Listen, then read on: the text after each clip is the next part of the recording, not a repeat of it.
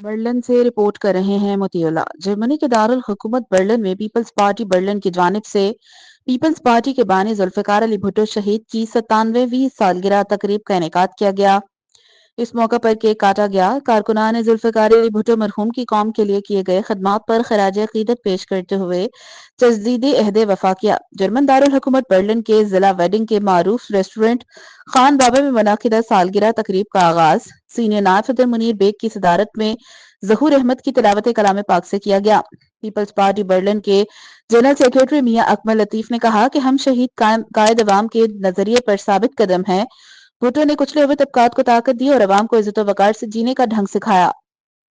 تقریب سے خطاب کرتے ہوئے پیپلز پارٹی برلن کے سینئر نائب صدر منیر بیگ نے کہا کہ پاکستان میں جمہوریت بھٹو خاندان کی جانوں کا صدقہ ہے۔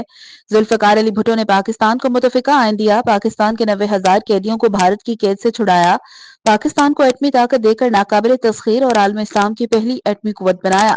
چیئرمین پریس کلب سینئر صحافی رہنما ظہور احمد نے کہا کہ ذوالفقار بھٹو نے عالم اسلام کو متحد کیا اور عرب ممالک کو تیل کی دولت کا احساس دلایا۔ ان کی انہی کاوشوں پر مغربی طاقتیں بھٹو کی دشمن بنی اور انہیں ایک آمر کے ذریعے موت کی سزا دلوائی۔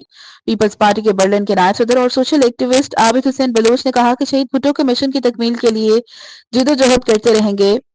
سالگرہ کی تقریب میں پیپلز پارٹی کے شہداء کے لیے دعائے مغفرت کرائی گئی۔ اختتام پر 5 جنوری کو ذوالفقار علی بھٹو کی 97ویں سالگرہ کا کیک کاٹا گیا اور شرکاء کے اعزاز میں عشایہ دیا گیا۔